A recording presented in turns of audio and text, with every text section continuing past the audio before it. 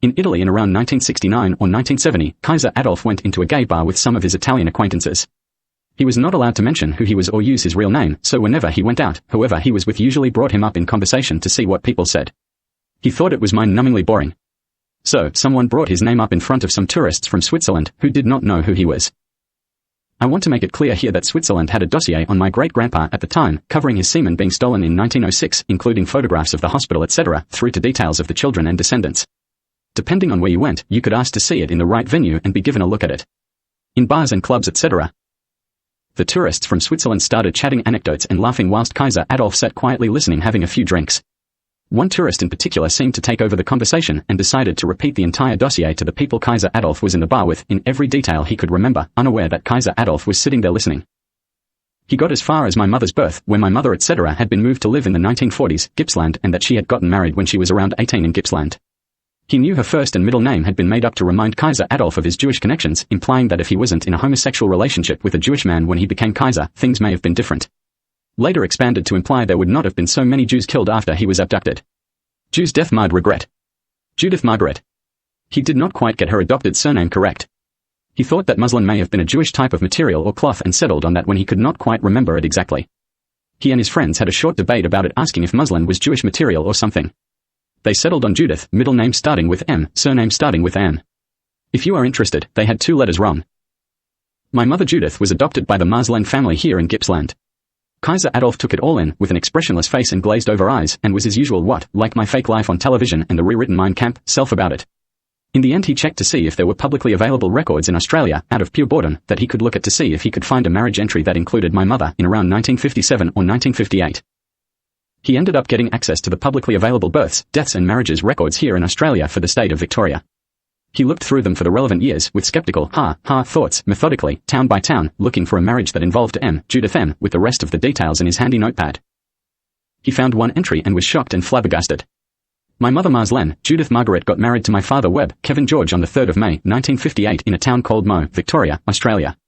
Kaiser Adolf I was still a prisoner of war in Yugoslavia when my parents got married, still chained to the wall like he had been since abducted in 1943.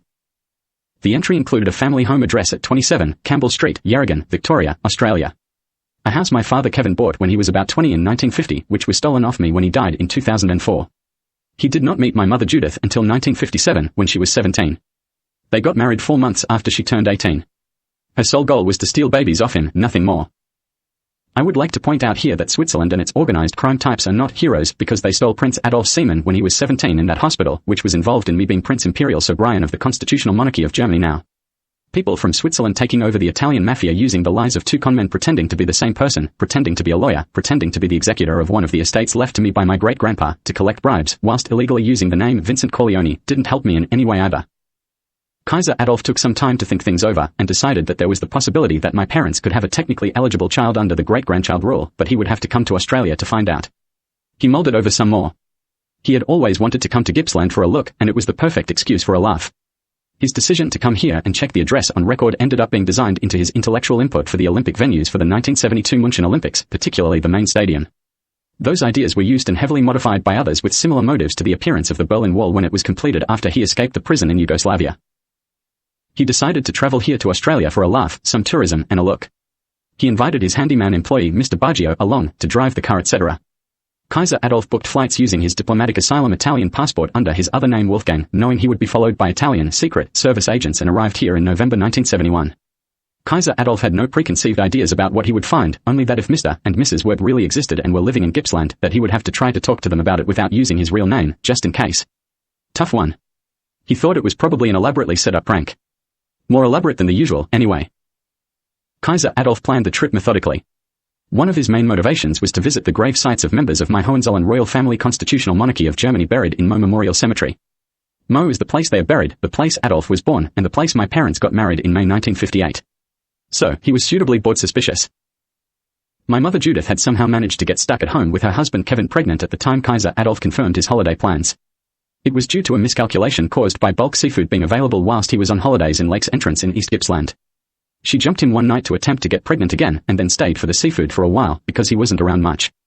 Instead of swapping over with her lookalike immediately and going elsewhere to dump the babies, like usual. She was intending to just leave, but stayed for a while to eat the seafood. She ended up having to travel back to the family home in Yarragon with him. When she arrived, she contacted her organized crime associates about swapping over with my father's imposter wife again. She was then informed that the imposter wife had gotten pregnant again to try a fifth implanted child. A descendant of a South African-based neo-Nazi who escaped Germany before the end of WW2 without arrest, who was follow-up stalking my Habsburg royal family. But the man she got pregnant to turned out to be so vilely hideous, she had backed out and had an abortion already. I heard the name Pauline several times. When she had her abortion, it wasn't an official one, the 4AFI amateur type. She had suddenly gotten violently ill afterwards with some type of infection. She had lost kilograms off her frame and was almost unrecognizable, still very ill. She was told there was no way to swap over, particularly if she was starting to show obviously as being pregnant. They told her to ride it out for the full pregnancy, and it would give them time to formulate a plan for the hospital the day of the birth, and everything would be fine. No matter how nice her husband was fluffing her pillows, making sure she was okay, getting her drinks and satisfying her cravings, she would just have to tough it out for the full 9 months. She was horrified. For the first time in their marriage since 1958, she was going to have to stay at home for the full pregnancy and go to the local hospital and try to get the baby robbery done from there. It was going to be the longest time ever she had spent at home with her husband. Longer than when she married him and swapped over with the imposter wife in the first 3 months. Judith came up with a plot to steal all but one baby with some accomplice minions, kill one, show that one to my father Kevin dead, and say something went wrong and nothing could be done, just to see how disappointed he was. My father Kevin was bringing up 4 females, probably vaguely biologically related to me, the children of his real wife's identical-looking imposter, and 4 separate men to my father. There were no biological children to himself, and his wife registered at birth to them both, and in their custody at ball.